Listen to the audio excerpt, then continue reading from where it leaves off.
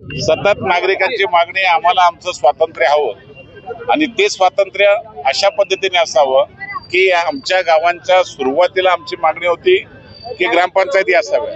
ग्रामपंचायतीनंतर आता लोकसंख्या वाढली, आता आमची मागणी एकच आहे की या गावांची स्वतंत्र नगरपालिका करावी आणि त्याला न्याय खऱ्या अर्थाने या 27 गावांना द्यावा ही राज्य सरकारकडे मागणी आहे। राज्याच्या मुख्यमंत्र्यांना मी आज सकाळीच पत्र दिलंय आणि त्याच्यावर लवकरात लवकर बैठक लावावी अशा प्रकारची विनंती संघर्ष समितीच्या वतीने, माझ्या वतीने, आमचे खासदार बाळामा म्हात्रे हे स्वतः त्याच्यामध्ये उतरलेले आहेत आणि त्यामुळे नक्कीच लवकर मुख्यमंत्री बैठक लावून नागरिकांना काय आव्हान करतात, काय सूचना करतात आणि कशा पद्धतीने यातून मार्ग काढतात, कोणत्याही परिस्थितीमध्ये नगरपालिका झाली पाहिजे हीच भूमिका संघर्ष समितीची आणि आमचा त्याला पाठिंबा आहे। तुम्ही खंत व्यक्त केली की यावेळेला 3 वेळेला तुम्ही या ठिकाणी होते आणि या ठिकाणून तुम्ही मुरबाडच्या दिशेला गेले, लोकसभा इकडची विधानसभा इकडची असती तर हे समस्या आली नसती। 100% खात्रीने सांगतो, माझी दृष्टी ही नेहमी विकासाकडे असते आणि या गावांची नाळ मला पूर्ण माहिती आहे। या गावांनी जे माझ्यावर प्रेम केलंय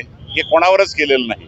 मी आजही ठामपणे सांगतो का खूप चांगली गावं आहेत, मनापासून विकासाला मला साथ दिली होती आणि 5 वर्षामध्ये मला एवढा आनंद मिळत होता की या गावातून जाऊच नाही असं मला स्वतःला वाटत होतं। विधानसभेची रचना झाली, लोकसभेची रचना झाली आणि मला नाईलाज हा मतदारसंघ सोडावा लागला। पण दुसरी गोष्ट पाहायला गेलं तर या ठिकाणी आपण नुकसान झालंय, नुकसान आहेच आणि नुकसान होऊ नये यासाठी राज्याच्या मुख्यमंत्र्यांना आपण साकडं घातलेलं आहे की याच्यातून त्यांनीच मार्ग काढावा आणि आम्हाला कल्याण महापालिकेतून विभाजन करावं हीच मागणी आहे।